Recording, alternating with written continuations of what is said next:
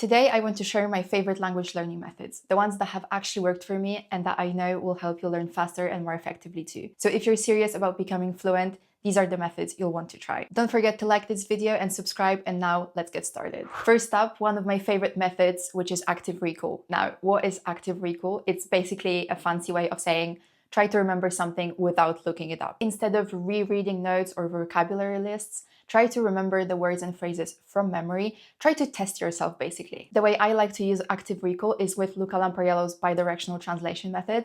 I'm sure everyone has heard about Luca and his method, but if you haven't, I'm going to explain it very, very quickly. And I'm also going to link his video where he explains it in more detail how the method works. The method is very, very simple. For example, when I'm working with my Assimil book, I obviously have a dialogue in my native language or a language that I know.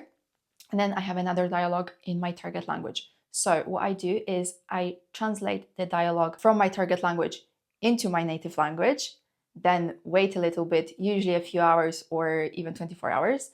And then I translate it back into my target language. And then I can see how close I got. And this is so great because you can actually see what you remember versus what you think you remember. And sometimes those two things can be very, very different. I mean, at least from experience, I know that sometimes thinking that you know something and actually knowing something can be two very, very different things. So yeah, I think it's a great method to test yourself, see how close you got. And what's also really great about it is when you translate it into your native language, you don't translate it word by word. You form the sentences like how they would naturally sound in your language, right? And then when you translate it back into your target language, you also don't translate word for word, which also trains your brain to think directly in that language versus just translating word by word, because that can also sometimes lead to you making mistakes, because sometimes in your native language you say something one way and then in your target language they say the same thing very, very differently. So yeah, it just helps you avoid making those mistakes and forces you to think in your target language, which is great. And of course, you don't need to work with an Assimil book to use this method. This method works very well for any other textbook, or even if you just look up dialogues online and you try to translate them, or even just short sentences. It doesn't have to be a dialogue. So yeah, don't think that you have to purchase an Assimil book to use this method. It works with everything. Next up is learning entire phrases instead of just words in isolation. And I kind of covered this with active recall, but basically what you want to do is learn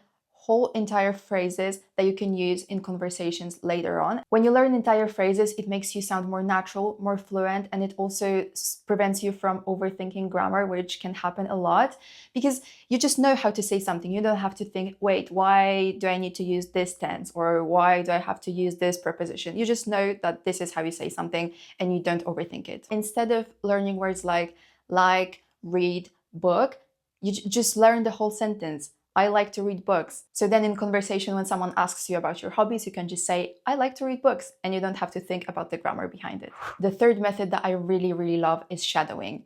It sounds weird at first and it feels weird at first, but I swear it really works. Shadowing is when you listen to a native speaker and you try to repeat what they're saying out loud, basically at the same time, kind of like an echo. It trains your mouth, your ear, and your brain at the same time, and it helps with pronunciation and fluency. Take a short video and pause every time you hear an interesting phrase and say it out loud.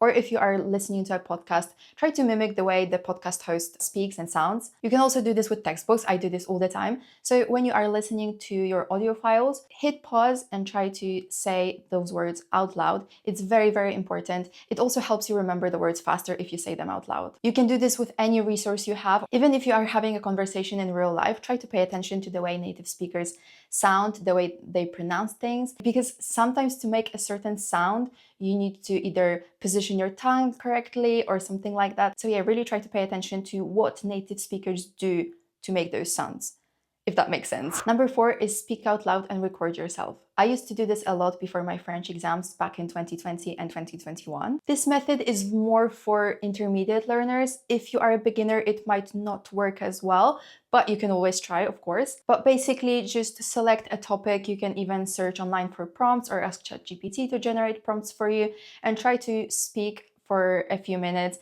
You can even start with 1 to 2 minutes and then slowly build up towards 5 or 10 or even 15. Then listen to the audio again and see if you made any mistakes. It lets you hear your mistakes that you otherwise wouldn't have been able to hear.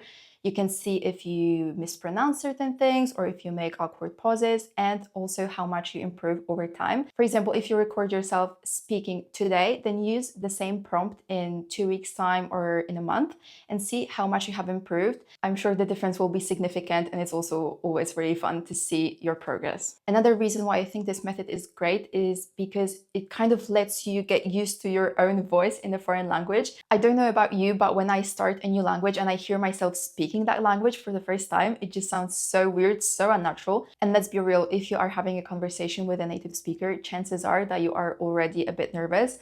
And if this is your first time hearing your voice in a foreign language, then it's just gonna add to that nervousness. So it's better to avoid it and just get used to the way your voice sounds in your target language. Next up, we have comprehensible input, another fancy word that means something very, very simple. It's basically this: read or listen to things that are just a little bit above your current level. Stuff you mostly understand, but not everything. A lot of people say kids shows, but personally I get a little bit bored watching them, so I would recommend short podcasts or short stories, graded readers, stuff like that, or even short YouTube videos. It's great because if you understand most of the words, then your brain will fill in the gaps naturally, and it's one of the best ways to pick up new vocab and new grammar without even realizing it. So just try to go for something that is a bit above your current level, but not to the point where it's super hard and you get discouraged. The last method that I'm going to talk about in this video is mixing skills. When you want to become fluent in a new language, there are 4 core skills that you need to pick up: listening, reading, speaking, and writing. So when you're studying, don't just stick to one skill, mix them. So for example, listen to a podcast and then read the transcript, or even try reading and listening at the same time.